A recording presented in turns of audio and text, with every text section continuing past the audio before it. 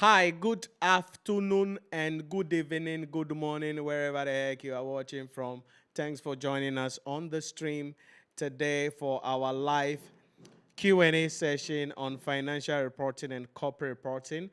This is meant to address some of the few key issues that you have to be mindful of when it comes to financial reporting and corporate reporting. So technically, I'm going to be answering your questions. In other words, any questions you have for me, something you want me to explain specifically, all right? We're not doing the whole show or whatever. Something specifically that you want me to share my thoughts on, you can put it for me in the chat box. I'm going to be providing you with all the answers that you need. So it's a live Q&A session.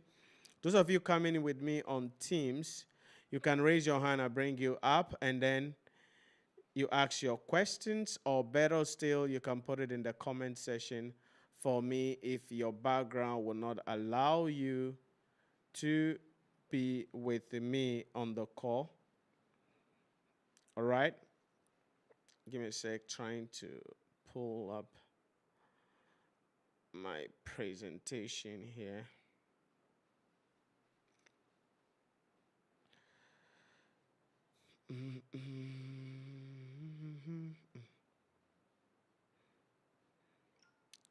God, he reigns from heaven above. With way,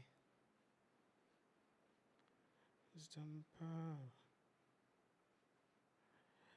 Okay, coming up. So basically, when it comes to the financial reporting, corporate reporting examination, there are a number of things that we need to be mindful of. I mean, to put us in the position to pass the examination. And I'm going to see how I can address some of those issues. Especially, I think just this afternoon, someone sent me a message and the person was like, oh, they don't have time, but they want to study. So what areas should they look out for? And you know my response to such questions, right? Because, sometimes people feel because they don't have time available, they can do some shabo things and they should be good at the end of the day. But I want to quickly bring you up to speed. So hold on, let me connect to my okay, there we go. So I want to quickly bring you up to speed with some few things again that we need to crystallize on, and then some principles that we need to be mindful of as we go into the exam hall when it comes to financial reporting and corporate reporting generally. so that we can put ourselves in the position to pass the examination. So as I mentioned, someone asked me, the person was like, yo, Inshira, I've been busy. I mean, I'm a busy person, you know. But how do I, what are the things? Let me actually try to read verbatim what the person sent. And, you know, it reflects a lot of the things. The person was like, I will greatly appreciate your guidance on the key areas to focus on. Covering the entire syllabus at this point is not feasible. So your direction of high yield topics will be extremely helpful. So this was the person's concern, that at this point, covering the entire syllabus is not feasible. If at this point you are thinking about not being able to cover the entire syllabus, then there is a problem to start with. Because when it comes to financial reporting and corporate reporting, we know what exactly that has to be there. It's not like, yeah, you can focus on some topics and go away. There is nothing like focusing on topics. Why? We know there will be a 20 marks question on theory coming in the exam hall, right? You know that 20 marks question on theories that will come in the exam hall. I want to see if I can bring that up here.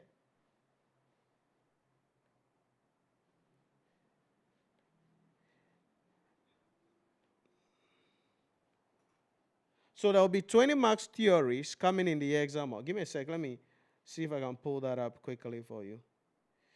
FRERM.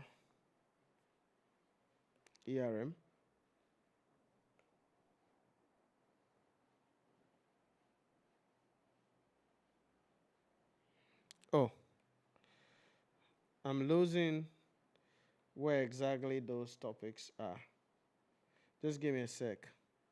Let's see if I can get it. Yeah, here we go.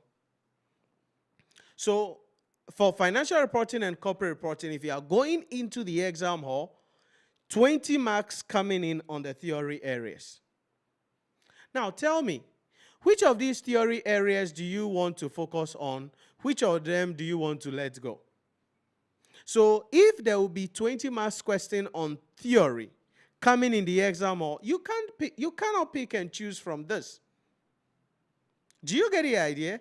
So to pass the financial reporting or corporate reporting examination, we know there is a 20 marks minimum on these areas coming for us. Integrated reporting, data analytics and blockchain, the IT issues, IFRSs will be there, sustainability reporting, governance and ethics, theory on consolidation. So the 20 marks theory area, which one do you want to pick? Which one do you want to ignore? I cannot tell you that, oh, there's no bring question on integrated reporting, governance, don't learn the IT part, don't learn the consolidation theories. No. These are the options available to the examiner when it comes to dealing with the financial reporting or corporate reporting examination. So at this point in your revision, at this point in your studies, you should be able to have read through these maybe at least once. Because some of you are lying to yourself, and I have told you this over and over again in class, right? That, oh, Sunday evening, I'm going to sit down and I'm going to read all these theories. Omale, Ofe, you're not going to do it. But it's a 20 marks area. What does that mean? It means that the same time that you have to allocate to consolidated financial statement, to ratios, is the same time for these theories. So if you come and you say, hey, Shira, it's not possible to cover the areas or to cover the entire syllabus, which areas should I focus on? Wait, this is 20 marks theory. What else should I tell you? What else should I give you than telling you that you will have a 20-mark question on theories? It will go and read all of these things. But the thing is that people are of the opinion that, oh, they are tired. Not that they are tired, but they don't have the time available. They are busy.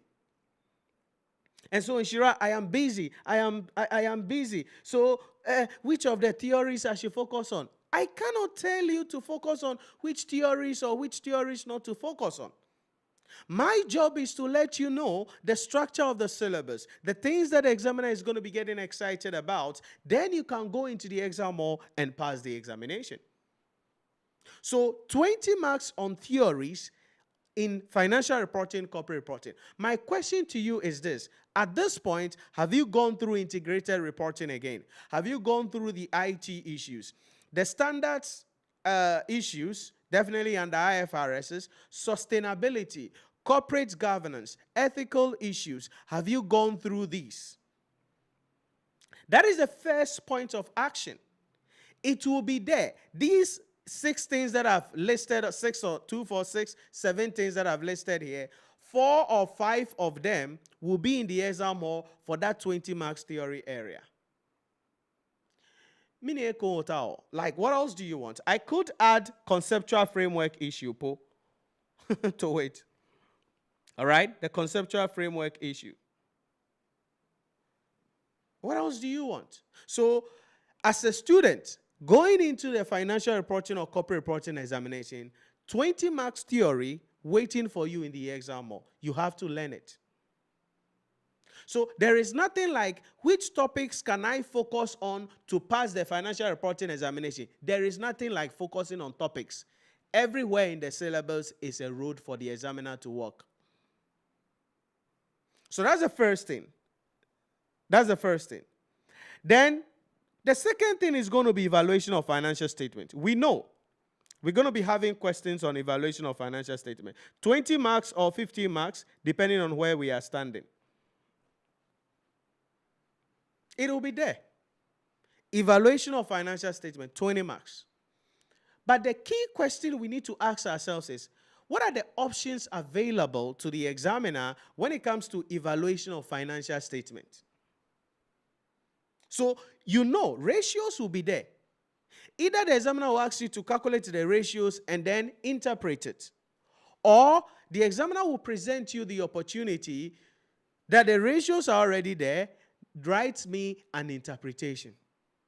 So it's a done deal area. My question is, how strong are you when it comes to the evaluation of financial statement?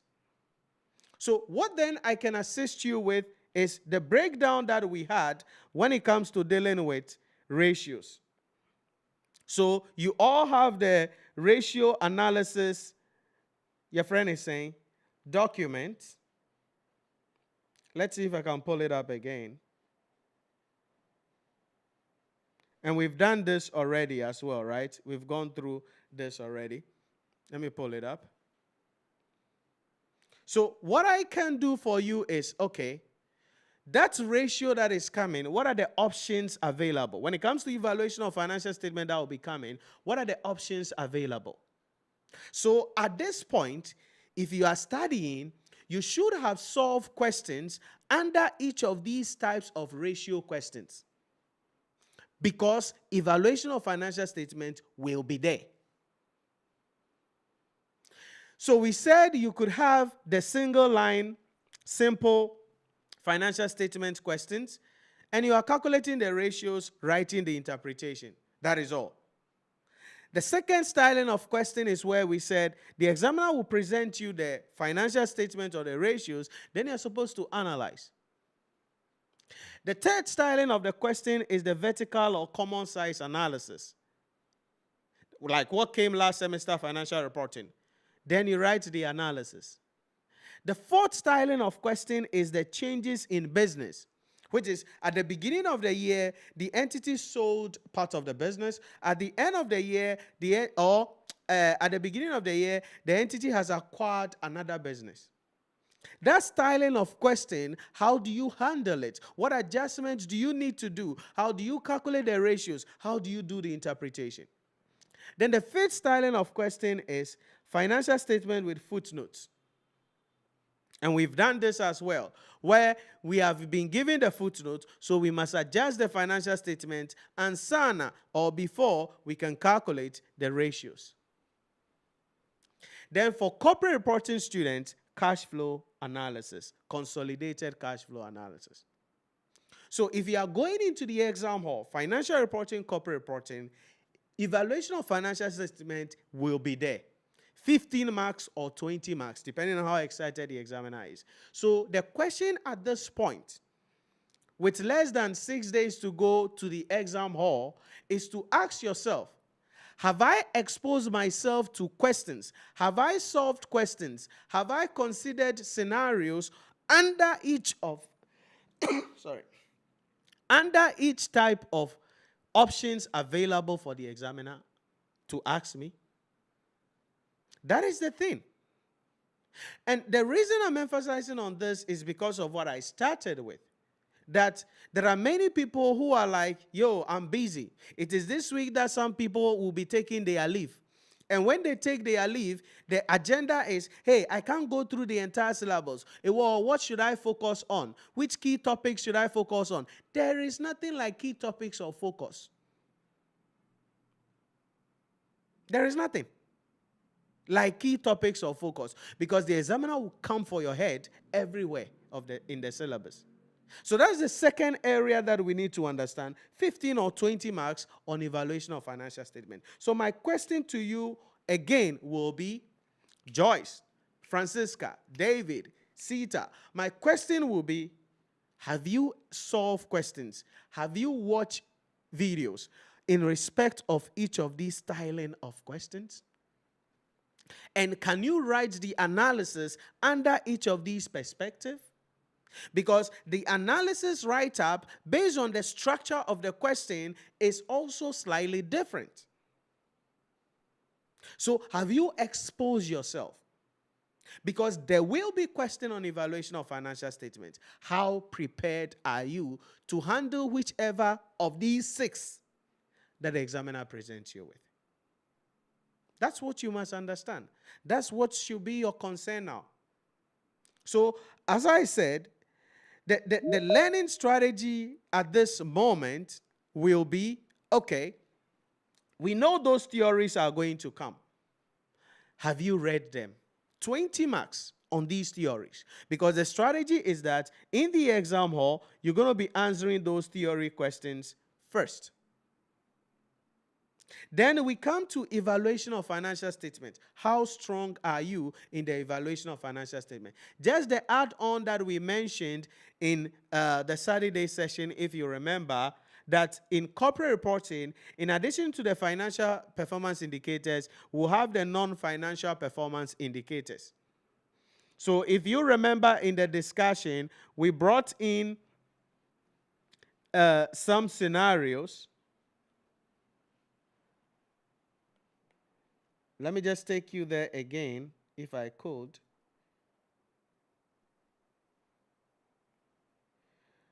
Treatment of consolidated, no, not this one.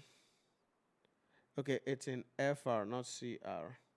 So FR, ERM, the last session. Yeah, here.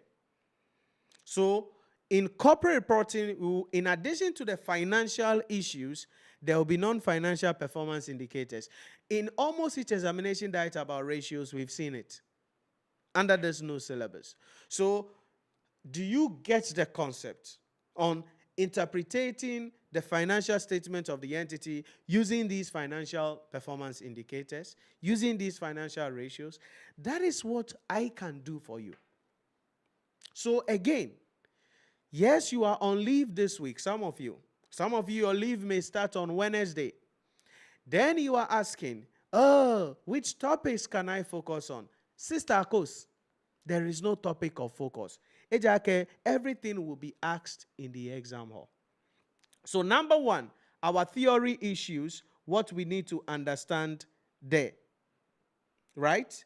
Then number 2, evaluation of financial statement, the styling. The styling.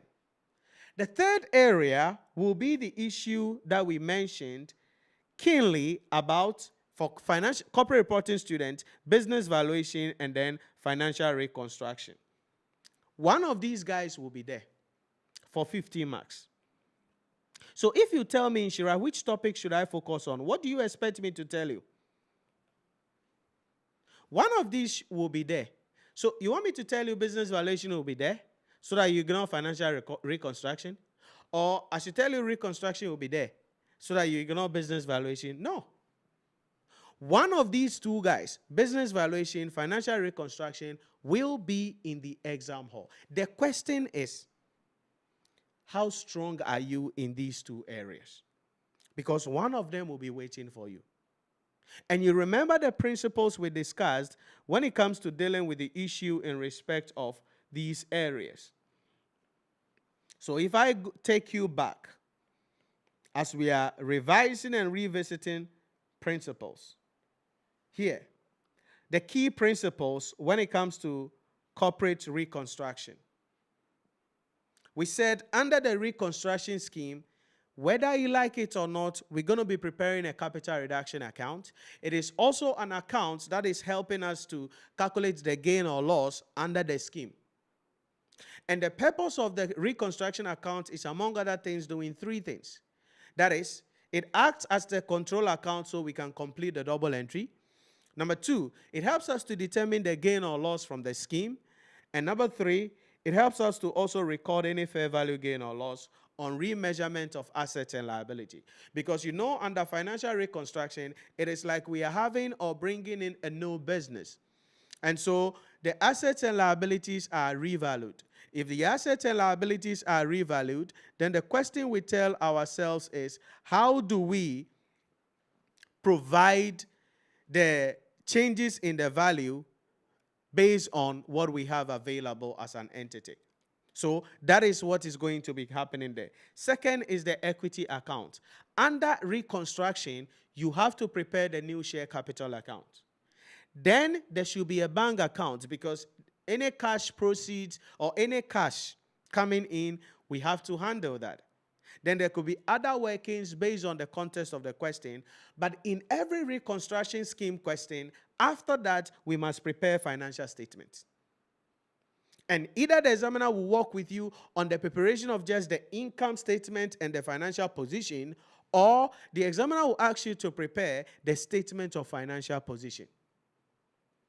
Because under every reconstruction scheme, this will be done. So we then highlighted that when it comes to reconstruction, the key issues we have to focus on, the key issue that we have to be mindful of will be English language. So we can get a context of the question. Number two, application of the standards. And then number three, the application of the conceptual framework. And if you have exposed yourself, we've solved questions in class. There are other questions also available under the practice question course that some of you have access to. These principles are applicable. So the 50-mark question, if the examiner is coming for your head on financial reconstruction, these are the rules. And we've used them to solve questions exposed to various questions. Another critical question also under the reconstruction that I will ask you to review as part of your revision is the grave cottage question. Right? The grave cottage question. In the practice question course, that video is there. You can watch that video, because that grave cottage question really also goes through the entire principles, and there are a lot of issues as well there that you need to understand.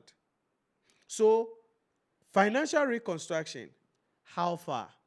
Where are you at this moment? That is the thing you must understand. Then we know that when the business is going down during liquidation, the rules that we are supposed to apply. Because remember, the examiner can present that in the two scenarios. The business going down and then reconstruction. So if we are liquidating the business, what are the rules we need to be mindful of when it comes to liquidating the business? What are the principles we need to be mindful of when it comes to liquidating the business?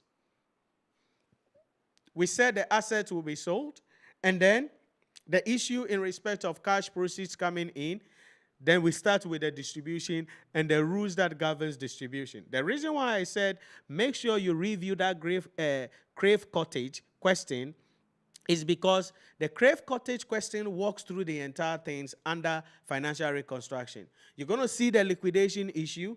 You're going to see the reconstruction issue. Then you're going to see the explanation of the position of key stakeholders if the business goes down, the position of key stakeholders if the business is restructured. So whatever you're going to do as part of your revision, you make sure, in addition to everything that we have done in class, make sure you watch that video if you have not already, because it's going to open you up to really crystallizing some of these things. This is financial reconstruction. Then we come to the second part of this 15 marks area, which is business valuation.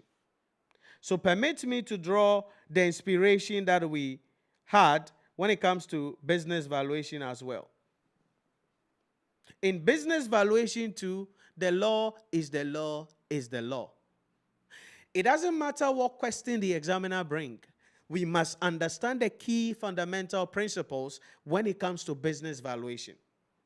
And under that, there were key takeaways. The first thing we said was, remember the context of the question. Read the question to understand, because some accounting standards will be applicable. And you've seen it. During our ERM session 1, we solved questions under business valuation, and you saw the accounting standards that were at play under that business valuation question. Again, on the portal, I think there is this question, BFC Co. Under the business valuation videos, under the practice question, there is another question there called BFC Co. It is a video that I will also request of you to watch in business valuation. So you there, do Kadayakra, the Grave Cottage question, go over it again. Then the BFC question. It's a business valuation question, but you will see the standards there. Because each of the footnotes under the business valuation is an accounting standard. So in addition to the questions we've discussed in class, in assignment, during the revision that we are still on, the questions that we've discussed in ERMS 1, ERMS 2, add those two questions that I've mentioned. 2, the dividend of preference shares must be considered in the calculation of earnings per share. 3, the P/E ratio of the proxy firm must be adjusted downward. Either it will be given to us or we will exercise our own discretion when it comes to the P/E ratio. DY and EY of the proxy firm must be adjusted upward to take or to make room for the issue in respect of equity risk premium. 5, the contents of the question will determine whether when it comes to the dividend valuation method, you're going to use the constant dividend or constant growth in dividend. 6, when we come to the discounted cash flow method, there are 2 things we said you have to be mindful of, and you've seen it being applied during class, during our discussion, that we use the before depreciation cash flows, the pre-depreciation cash flows. Then we are interested in future cash flows. That is the cash flows from the year ended under review. That is what we are considering. This is business valuation and financial reconstruction. So the 15 marks question that will come on business valuation or financial reconstruction, if you say, Inshira, give me an area to focus on because it is not feasible to cover the entire syllabus at this time, then you will go and fail the exam. Because what do I tell you? That, oh, focus on financial reconstruction, don't do business valuation. Or I am the examiner, well, I'm going to bring business valuation. So just learn the business valuation because you're a busy person. Don't learn the financial reconstruction. No. So we got theory, 20 marks coming in. Right? So we got theory, address that, 20 marks. We got evaluation of financial statement, either 15 or 20, depending on how excited the examiner is, coming in. We got business valuation and financial reconstruction, 15 marks coming in. Then from here, we open ourselves up into the grandmaster of the syllabus, and that will be the accounting standards. Directly, you're going to have a 30 marks question on the standards. 30 on the standards, directly, waiting for you. And that will be question 2, and then question 3A. That will be on standards. 30. So question 2, 20 marks is on standards. Question 3A, also standards. So here, which of the standards should I tell you to focus on? We've mentioned a couple of things. That for the most part, we have to be mindful of the non-current asset standards. Okay, so the non-current asset accounting standards, we have to know them. We have to know them. And what are these non-current asset accounting standards? IAS 16, property, plant, and equipment. IFRS 5, non-current asset held for sale and discontinued operation. IAS 40, investment property. IAS 23, borrowing cost. IAS 20, government grant. IAS 36, impairment of assets. IAS 38, intangible assets. And we are just getting started. Because to be able to deal with these standards, they have some relationship with IAS 12, income tax, IAS 37, provisions, contingent liabilities, contingent assets, and IFRS 13, fair value measurement. Again, I'm only getting goosebumps. So if you say, Inshira, the 30 marks question that the examiner will bring on the standards, what should I focus on? What do you want me to tell you? You say, it's not feasible. What should I tell you? I'm just getting started. I'm not getting goosebumps yet. We are just getting excited. So on the non-current asset side of things, these are the things you must understand. And you cannot, as a financial reporting student or corporate reporting student, go into the exam hall without understanding at least these accounting standards. Then don't even go. Because whether you like it or not, you're going to be applying principles in about 5 or 6 of the standards you see on your screen. In the exam, you are going to write on Monday. So whether they come as a dedicated question or not, they will be embedded somewhere. You got to know them. So if you say, I don't have time, Inshira, how can I? You cannot. You must create the time and learn everything. And Nuntina, at this point, what you do is what I keep on telling you. Go to the key summary videos in the mobile application. Okay? The Inshira Premium mobile application. Because you can go through these standards in record time to grab the principles. Or contextualize the principles. Or, revise the principles. That's the starting point. When you finish, now you got to expose yourself to questions. And that is where the practice question courses also comes to play. So in the practice question course, we have numerous videos covering these standards. And again, we are just getting started. For corporate reporting students, we know the la creme de la creme, IFRS 2, business share-based payment. IAS 19, employee benefit, which we've dealt with. IFRS 8, operating segment. We've dealt with these issues as well. These are corporate reporting exclusives.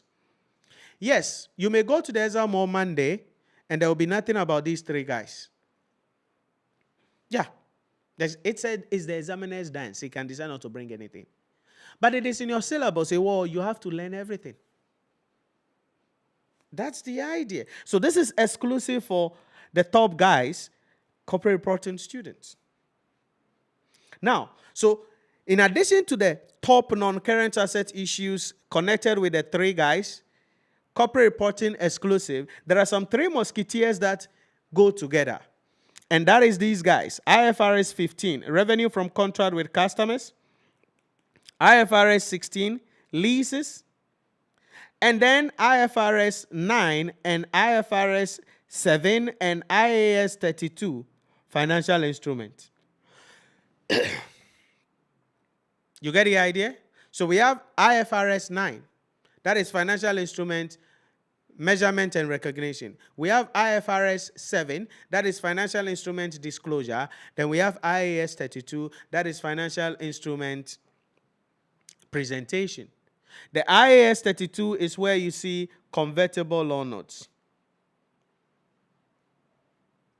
Tomorrow during the ERM in the FR class, we're going to be bringing some questions up. You're going to be seeing how those deals are done. So these three standards, you must know them before you get to the exam hall on Monday. Am I scaring you? No. I'm just telling you what is available at the disposal. The arsenals that the examiner has at its disposal, that is going to meet you with. And you can only handle it if you know. Now, in addition to all of these guys, there are other standards that I have not spoken about yet. And those are the other baby standards issue. IAS 10, events after the reporting period. IAS 8, accounting policies, changes in accounting estimates and errors. IAS 33, earnings per share. These things are there. So the question is, the 30 marks question that the examiner will bring, corporate reporting student A, on standards, no? Which of the standards do you want to focus on? Financial reporting student, in your case, it will be 40 marks on the standards because you have dedicated IFRS question 20 marks and then the single entity financial statement. Whether you are dealing with cash flow or normal financial statement preparation, this is for the FR students. Everything there is also on the accounting standards. So the question is, these are the accounting standards available that the examiner can choose from. If it's only if you are lazy, then you will say, I want to focus on something. You cannot say you want to focus on something. You are expected to have known everything by now.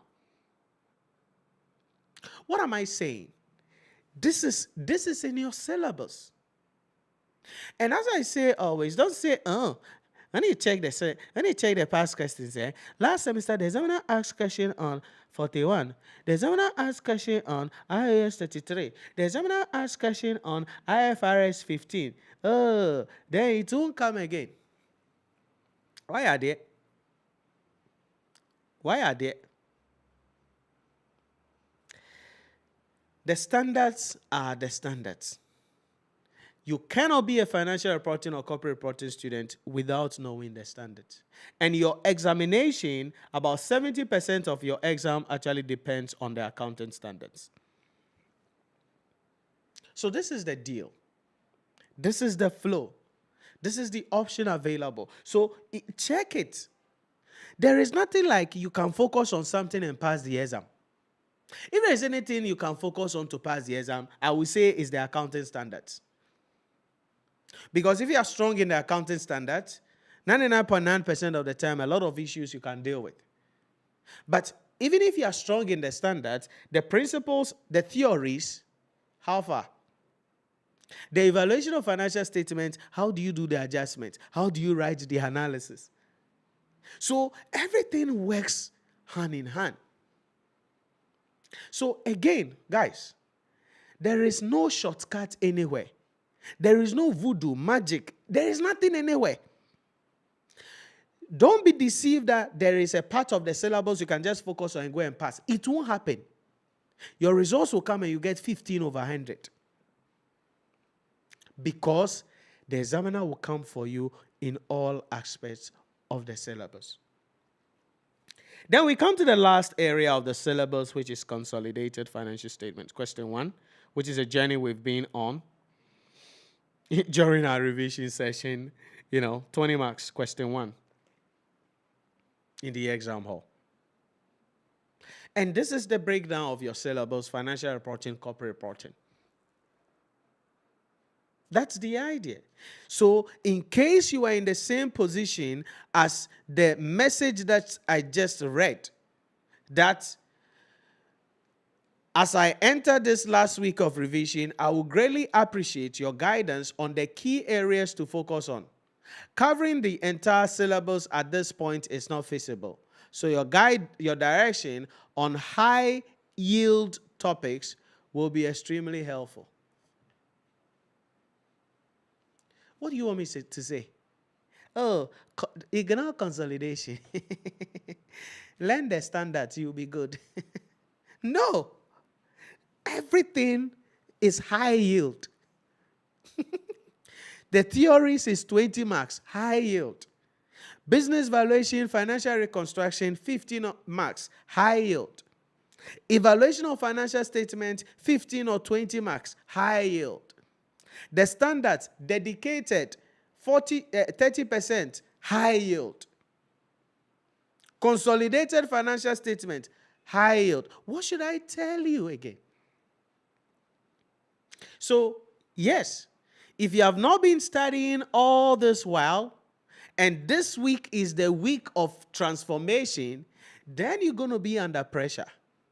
But this week is not to be a pressure week. This week is supposed to be a relaxing week where you are just flipping through your books. Okay, what else have I done? What else haven't I done? Okay, when it comes to the ratios, and Shira is mentioning, oh, I've not looked at this styling of ratio question before. Okay, so let me go and look for that ratio styling of question that Shira is talking about, because I've solved questions in respect of the other areas. That is what you are doing at this time.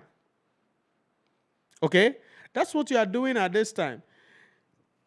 Jenny, Paco, you are coming to say that, oh, you want to do this, you want to do this, you want to do this. Okay? Some of you are just too, lazy, and you like to have shortcut. There is no shortcut for ICA. Okay? There's no shortcut. There's no shortcut. Yeah, I understand. You are busy. You have a lot of things you are supposed to do. But the reality is, there is no shortcut to pass the ICA. That's the reality.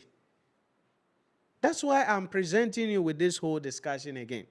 Tell me, if you were in my shoe, the theories, which one will you tell your student to focus on?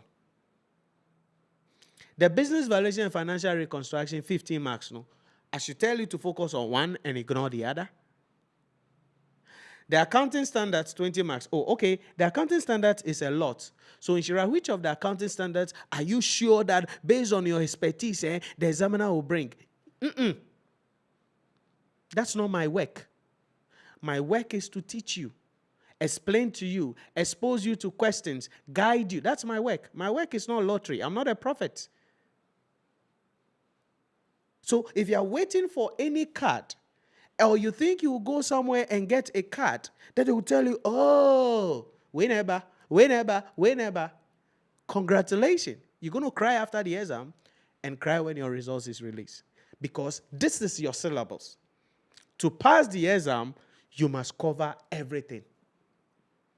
So that's the starting point that I want us to crystallize. Because when my assistant showed me the message, I was like, yeah. Because I didn't even know what to type as a response. Right? I didn't know what to type as a response. But that is the idea in respect of that. So please, everything here is a high yield topic. Everything here is a key area. So let's work ourselves out in all of the areas. In all of the areas. Any questions, put it in the chat, or those of you with me on Teams, you can raise your hand. I'll bring you up if you have any specific question. I'm seeing some comments coming in on YouTube. Let's see. Maybe I can address that. Let's see. What do I have? Nathan, is it a former mentor? Oh, okay, Nathan, I hope you're doing well. Then Jerry Donzi, please say, when are you treating corporate reconstruction and financial reorganization? I mean, on your YouTube channel. I can't give you a date, Jerry, on when that topic will be treated on YouTube, unfortunately. I can't give you a day. I wish I could. But you can get access to that in our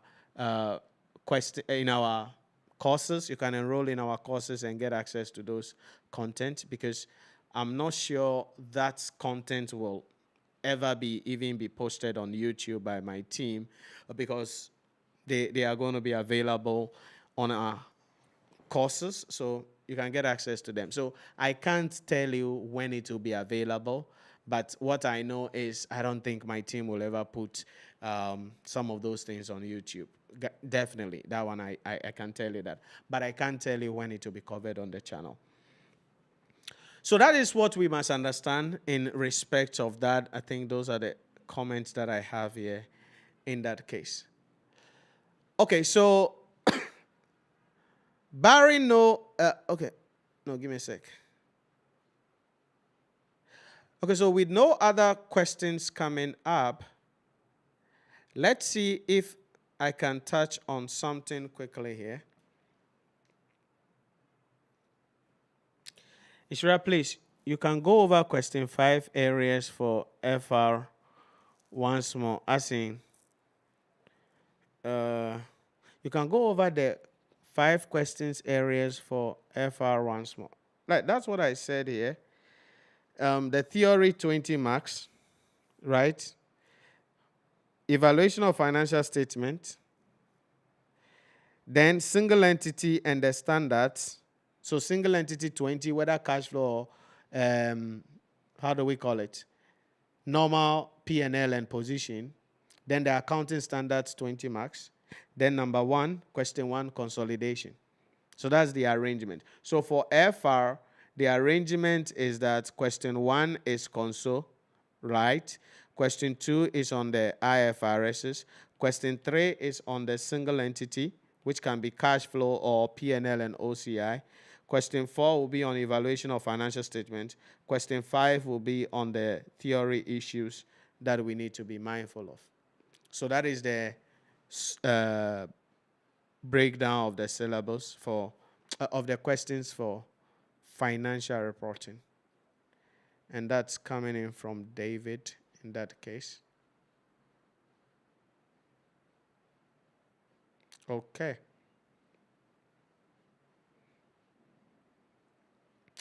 So let's see if I can bring some of the theory issues and we highlight a little bit on them. That's 20 marks theory areas that we said the examiner will be getting goosebumps on.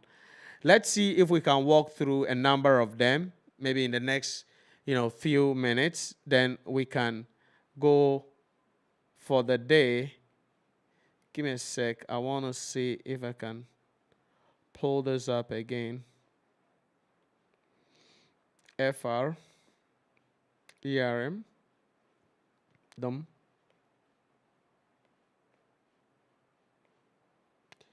Look at me, oh Lord, and answer my prayers. Restore my strength. Don't let me down. Oh, the theory issues that I saw a moment ago. Give me a sec. I want to see if I can get them to bring them up again quickly. Oh, Eba Semni.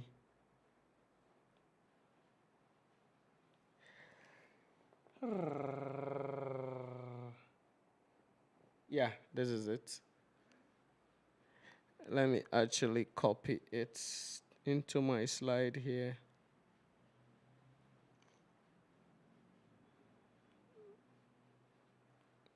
Okay.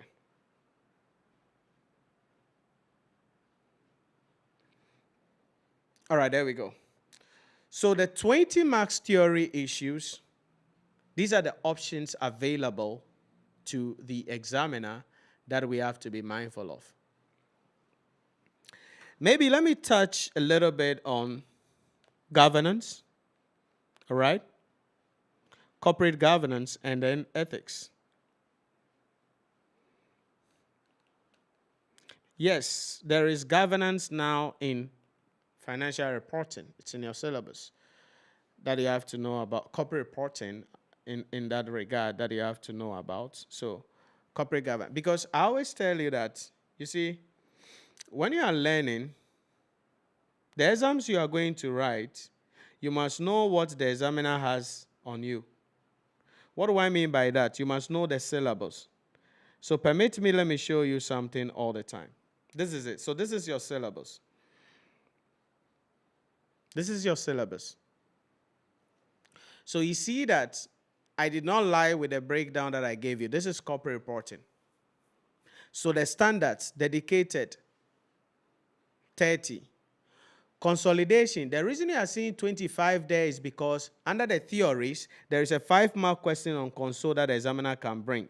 As you can see here, 5 marks. So when you are seeing consolidation 25 in the syllabus, that is what it is. Evaluation of financial statement, 15. But as I said, in some cases, the examiner can do 20, depending on whatever he wants to do. Then we have the specialized transaction. Then the theories that I mentioned, 15 marks. But because the consolidation 5 is coming to attach to it, that's why we make it 20. So under those theoric areas, we have environmental, social, governance, sustainability, and other contemporary issues and ethics. So this is your syllabus. And that is exactly what I am demonstrating to you here. Do you get the idea? So whatever subject you are writing by extension, go to the syllabus. So you know, okay, so if you check this, you will then realize that to pass the examination, baby, there is no area you can focus on. Do you get the idea? You can't say I'm strong on the standards, but I won't look at console. Or you can't say I'm strong on specialized transaction, I won't look at the ratio analysis. So you have to know everything. Do you get the idea? So that is what I want you to understand. Go to the syllabus and then work yourself out. Let's go to FR quickly, then I'll come back. Then we go through the discussion.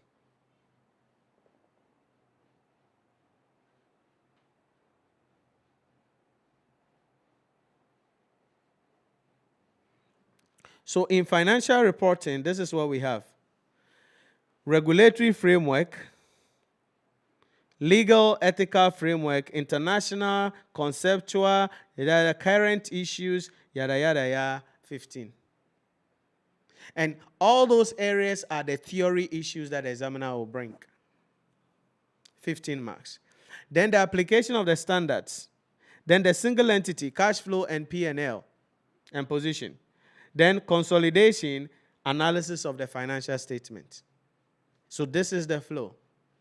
So when you know this is your syllabus, then you know that you got to walk through everything. Because under the current issue here, that's where you are seeing those governance issues, IT issues coming up. So please, for avoidance of doubts, it is important you get the syllabus, go through the syllabus for yourself so that you understand. Because what I will do is to guide you right. This is my wealth. I dance here, morning, afternoon, evening.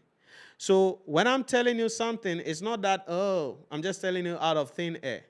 So you see, get the syllabus to get a breakdown. So you see, explain and apply provisional of governance framework here. So in the FR, there is governance there. In the CR, there is governance there. It's in your syllabus. So if you go walk to the exam hall and you see a governance question, you say, then you will be wrong. All right. So that's just by the way. So corporate governance and then ethics. Let's start with the governance area quickly, if we can go through that. Permit me, let's see if I can bring up a slide, my slide on governance that I could share with you guys. I think we've shared this with you, okay, as well. For those of you with the book, if you don't have the governance notes, I think you can request that and it will be shared with you. Give me a sec. Let me pop up this slide quickly. Current issues. Do we have a corporate governance here? Okay, sustainability. Okay. Please give me a sec. Let me see if I can get my governance slide quickly. Just a short slide to go through with you. I thought I had opened it up in my slide already, but I hadn't. Okay, give me a sec. For privacy purposes, let me just go here so that FR governance notes. I'll come back with my screen a little bit in a moment. Just stay with me.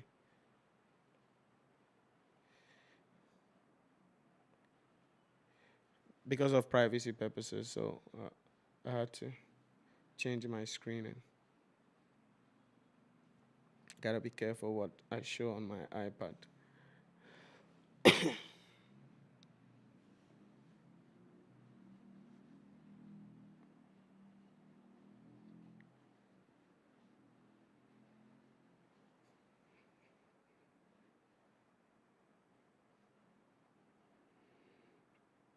Okay, so I've seen it. Give me a sec. I'm bringing it up.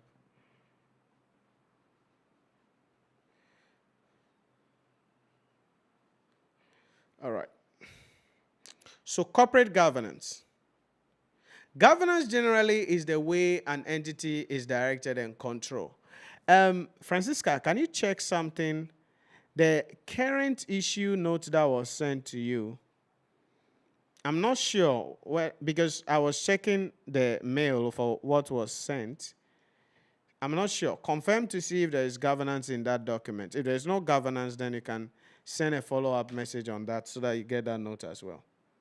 Because it should be part of the current issue note, but I don't know which of the current issue notes that was sent. So you can confirm that so that you make sure you have all the notes. So corporate governance, this is a 5-mark question the examiner can throw at us in the exam order we need to dance around. So it's part of the theory areas. So in a simple language, we say that corporate governance has to do with the way an organization, the system by which entities are directed and controlled.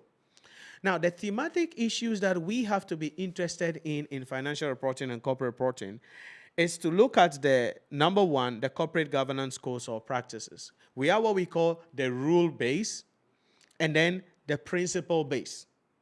As you get the concept, rule-based governance practices or codes simply means that these are backed by law. Now, currently around the world, one country that is practicing the rule-based corporate governance principles or code is the U.S. with the U.S. Sarbanes-Oxley Act. And that imposes specific rules on corporate governance. Okay?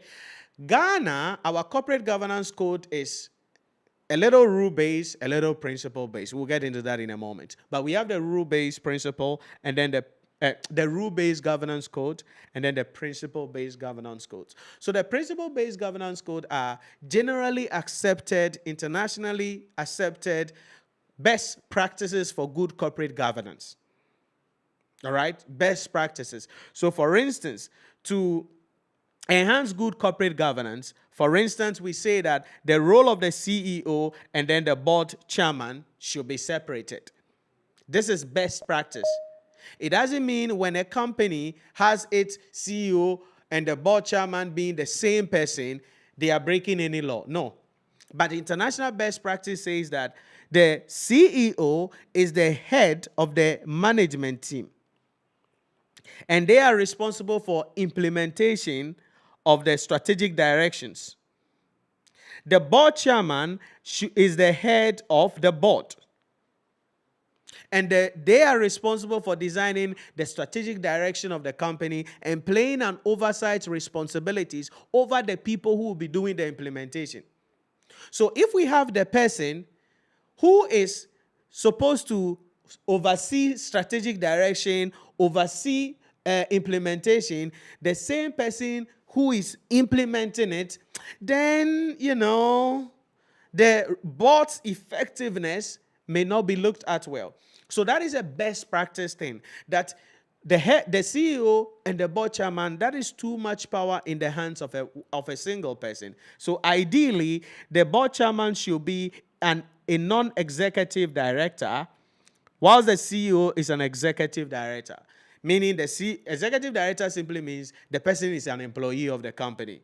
Goes to work regularly. A non-executive director not an employee of the company. A member of the board comes in as and when required to be able to undertake their work. That is best practice. That's best practice. Do you get the idea? So those are principle-based issues. Then let's come to Ghana, because, we got to talk about Ghana. So in Ghana, and as I showed you a moment ago in the syllabus, it is specific that we must know governance principles based on the things that are available in Ghana. So in Ghana, we have the Companies Act that gives provision on corporate governance issues that we need to understand. So as per the Companies Act, what are the governance issues that we need to understand? I think there was a question like that in the November 2024 or March 2025 or so, one of those guys, there was a question like that. So let's come first. So two broad things we will focus on. The Corporate Governance Code issued by the Security and Exchange Commission, and then the Corporate Governance Code in the Companies Act 2019, Act 992. So let's start with the issue here. Now, this is the deal. You must understand each of the key areas that each corporate governance code is covering, because the examiner can just pull an area and ask you a question about it. So we wouldn't necessarily be asked to write BBR under a code. Maybe the examiner may not go that far, although he could. But what we've seen the examiner doing is, and also likes to do, is to just extract a key area of a governance code and then ask students questions about it. So the first area is the role and responsibilities of board of directors. As I mentioned, the board of directors are responsible for providing strategic leadership, direction for the company. They determine where the company should be, how the company will get there, what are the various things that we have to focus on. That is the board. But who can be on the board? And that is the second thing, composition of the board. Because the board must have some level of people. So, for instance, an effective board is a board that has, as we said, some non-executive directors. A board that has some independent non-executive directors. What's the difference? An independent non-executive director is a non-executive director who has no financial interest, or just, even if they have any interest, it's an insignificant financial interest in the company. Right? So let's say we have MTN, parent entity in South Africa. On MTN Ghana board, they have some of the directors, non-executive directors, representing the parent company on MTN Ghana board. So they are non-executive directors, but they are not independent. Then on the MTN Ghana board exclusively, we have independent non-executive directors who have nothing to do with the parent entity, have nothing to do really with MTN Ghana. Even if they do, their interest is nothing to write home about. So an effective board must have independent non-executive directors. At least 1/3 of the non-executive directors must be independent. That's the deal there. Then there has to be some diversity on the board. We don't want to have a board that have just one-line people in it. No. We must have somebody with knowledge on. So when we talk about diversity here, we are talking about skills, experience, or if you want, expertise. That's the first thing we mean by diversity. So on the board of the company, there's somebody with HR expert. There's somebody who is an IT expert. There's somebody who has legal knowledge. There's somebody who understands procurement. There's somebody who understands governance. There's somebody who understands sustainability issue. That is diversity on the board. Then not only that, the agenda that we are promoting now, gender balance. Okay, so some level of representation of women, marginalized people, should be on the board. That is the second thing we must understand, the composition of the board. And this rule says simply that a board of directors collectively and individual directors should act with integrity and bring independence of thought and judgment to their role. Therefore, it is important that the board should have a suitable balance and consist of individuals with a range of backgrounds and experience. That's the second thing. Third, financial reporting and narrative. I mean, the board must ensure that, financial statements are prepared regularly. Very important. Then the next one is directors' remuneration, because these guys have to get paid, right? But this is one thing you must understand. HR doesn't determine the salary of board of directors. HR doesn't determine the salary of board of directors. Who determines the salary of the board of directors? It is the remuneration committee of the board. In other words, it's more or less like they will determine their own salary, because the remuneration committee is a subcommittee of the board. We have the risk management committee, we have the audit committee, and all of those guys. But the code says that the determination of the remuneration of the board of directors must be a balance of both achieving short-term goals, medium-term goals, and then long-term goals. The remuneration structure should not be structured in such a manner that it is just going to satisfy the need of managers meeting some short-term goals and sacrificing long-term sustainability, growth, and profitability of the entity. So in the determination of their salaries, what do we take care of? This is a specific question the examiner has asked before, and he can ask it. So according to the Ghana's Code of Best Practice, there are 3 statements about remuneration. In other words, when an entity, the committee is determining the salary to be given to the directors, 3 things. Number 1, it should be competitive. Yeah.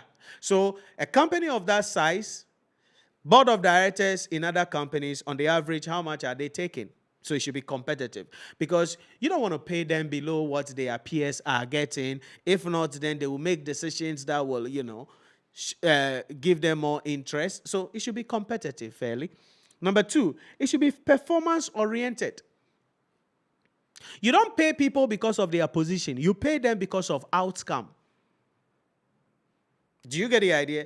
And that's one of the problems about salary scheme in even the public sector.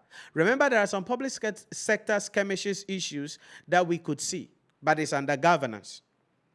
Like our public sector in this country, right? You see board chairman of board chairman of Electricity Company of Ghana, board chairman of CEO of Gold Board, CEO of this, ridiculous amount of money. But you ask yourself, okay, your tenure there as the board chairman of ECG, your tenure there as the board CEO of Gold Board, your tenure there as the CEO of this institution, what did you do? And there is nothing to show for it. Good corporate governance says that management, the board of directors' salary should be performance oriented. So there is a base amount you take. Anything in excess of that, you must show results. So if you have not achieved anything, why should we pay you? But that is one of the problems in the public sector when it comes to salary. Because the Act has scheduled down how much these people are supposed to get already. So whether they do something or they don't do anything, they still get the money. That's the issue. But in the public sector, in the private sector, performance-oriented is key. Then there should be some stock options. The reason why stock option is key, so this is where you are talking about share options, right? IFRS 2.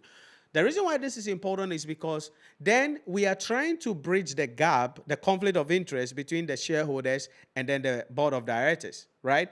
Because if you give them some share options, they now have a skin in the game. They know that whatever they do, if they sabotage the company, they will also be affected. If they run the company well, they also have some benefits to gain in the future. Those are the things we must understand when we talk about the statement on directors' remuneration. Then, risk management is crucial. Internal control. So this is the job of internal auditors and the audit committee and risk management of the board. So there must be effective and efficient internal controls in place to ensure that risks are identified, we find mitigating factors, and then reduce the impact of the risks on the entity. Then shareholders' right. Yeah. On the average, shareholders have a right to at least be informed once a year about the performance of the company. It's their right. They have a right to vote at general meetings. They have a right to be told when management is about to make some significant decision that will really, really change things. That is why when it comes to meeting of shareholders, we have the AGM, the annual general meeting, and then EAM, extraordinary meeting. The extraordinary meeting. The annual general meeting is the scheduled one that is done once a year. The extraordinary meeting is the meeting that the board of directors call for, where a decision is about to be taken which will require the input of the shareholders, but cannot wait until the next scheduled annual general meeting. And it's the right of the shareholders that if certain strategic decisions, like a merger arrangement, management cannot just get up and say they are going to merge with another company without the shareholders' input. Management cannot just get up and say they are going to acquire a company without a shareholders' input. So if the decision cannot wait until the next scheduled annual general meeting, then you call an emergency meeting, or what we call the extraordinary meeting, and then boom, that issue can be discussed. Why? Because the shareholders have a right to be involved in how the company is run and various key decisions that are made. Then certainly we talk about issues in respect of disclosure. That it's important that the directors see to it that whatever essential information that shareholders must know about must be presented. In other words, the financial statement should be presented in such a manner that it represents the true and fair view of the entity. Whatever disclosure there is, they must do it. But you got to understand that the fact that we say management should not conceal things from the shareholders does not mean they will tell shareholders everything. Because there are certain things that the board of directors could be working on, management could be working on, and they don't have to tell shareholders. Because if you announce that, then your competitor will also start working on it, and by the time yours is ready to come out, boom, your competitors have copied you. So sometimes a company can be working on a project. They will just tell the shareholders, oh, we are working on something. They won't even give them the details. Oh, what are you specifically working on? We are working on something. And that information could be kept sometimes up to 10 years before they will now announce that, oh, this is what we've been working on. And when that announcement is made, what happens usually is that the share price of the company, boom, goes up, because that is a game changer. It comes and transforms the whole industry that they are operating within. So when it comes to the Securities and Exchange Commission of Ghana, these are the requirements of the governance issues that we need to be mindful of. Then certainly we come to the governance issues in the Companies Act 2019, Act 992. The reality is that what is in the Act is just synonymous to what is in the Security and Exchange Commission of Ghana, with just a little add-ons. Do you get the idea? With just a little add-ons. So, for instance, when it comes to the Act, we have responsibilities and composition of the board. We've already discussed that. Number two, the directors. Because here, the Act specifies that, yes, directors must be appointed, and it shouldn't be one fit for all. There must be re-elections. So it could be a cycle of 2 years, you can go 3 times, or a cycle of 4, 5 years, you can go 2 times.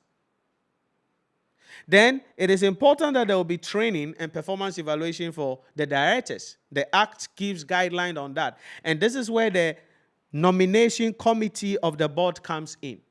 Because the nomination committee of the board is the committee responsible for bringing or suggesting candidates for the board, and also making decisions whether the board require some training, some workshop, which will be perfect to upscale, or if you want, provide the skills and expertise that the board will need.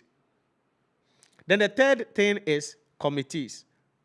So the act specifically states the committees and the roles of the committee that we must know about. As I've told you already, the audit committee is there, risk management committee, nominating committee, remuneration committee is there. So all these are subcommittees of the board. So you can go to the exam hall, and for 5 marks, the examiner will ask you, as per the Companies Code 2019, Act 992, explain the roles of the following committees of the board: Remuneration Committee, Audit Committee. It's a question the examiner can just throw at you that you must be mindful of. Then you come to financial statements and controls, which we've spoken about. Relationship with shareholders, the annual general meeting, their rights to vote, and all of those things. But there is something that the Act also talks about, which is ethics and whistleblowing. All right? So it says that companies must have code of ethics that sets out the standard expected behavior of directors and employees. So every serious company, they have code of conduct in the company, right? In every organization, they have that code of conduct. The way you are supposed to dress, the way you are supposed to relate with people, it is there. But then another thing is whistleblowing. That there should be a mechanism in place where employees can report unethical behavior without the fear of, retaliation. So every organization must build that system so that if you see something going on, when you see something, or if you see something, say something. Hey, this country will suffer though. If you see something, say something. Oh, God. Hey, nyame, boy, why? Now, mind it. So if you see something, you go and say it. It's in the Act. Now, in as much as the organization must have that culture in place, I always say this, that in practice, make sure you are careful. Because if you go and whistle blow, there are a couple of things you must be mindful of. That what you are going to blow the whistle on is actually true. Number two, that you have an evidence for the thing that you claim the person is doing wrongly. Number three, that you will have protection. That's the idea. Like what you saw, what you are seeing in this administration, right? People, they did oral. Then people submitted, hey, this person has stolen money. This person has stolen money. This person has stolen money. It's called whistleblowing. Okay. If we call you to come and defend, be a witness for the person you claim has stole state money, can you come and be in the witness box? Now, why will people whistle blow but will not be willing to stand in the witness box? Protection. They may have the evidence, but somebody can agbalagba you. Okay? You are just standing in the witness box now, then we do like this. Au revoir, mon ami. You are gone. Or the other side of agbalagba. Okay? You will get home easily. You will eat. The following morning, nobody will hear from you again. When they come and break your door, you will write suicide note and leave a note behind, and you are dead. And the police will come and they will look at it and they will say, oh, it's a suicide. The person took his life. He was tired of life. But somebody has agbalagbed you because of whistleblowing.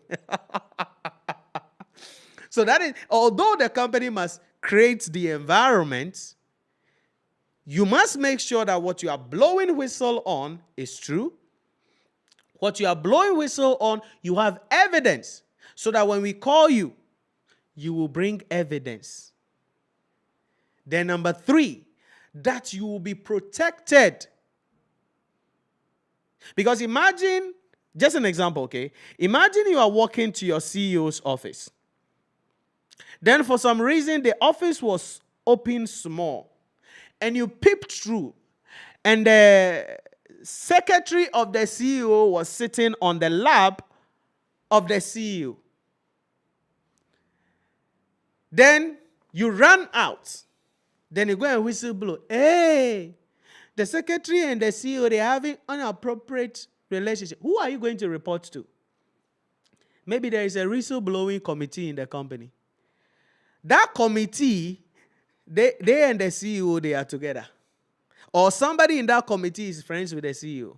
So immediately you come and tell the committee will say, oh, that's nice, go, we'll look into it. Then you go and tell the CEO, do you know that this is what this lady came to tell us? Which lady? And he said you are with the secretary. Okay, then they will invite you again. Where is the evidence? Oh, I saw them. God is my witness. Hey, heaven is... We don't do it under whistleblowing. If God is your witness, die and go to God.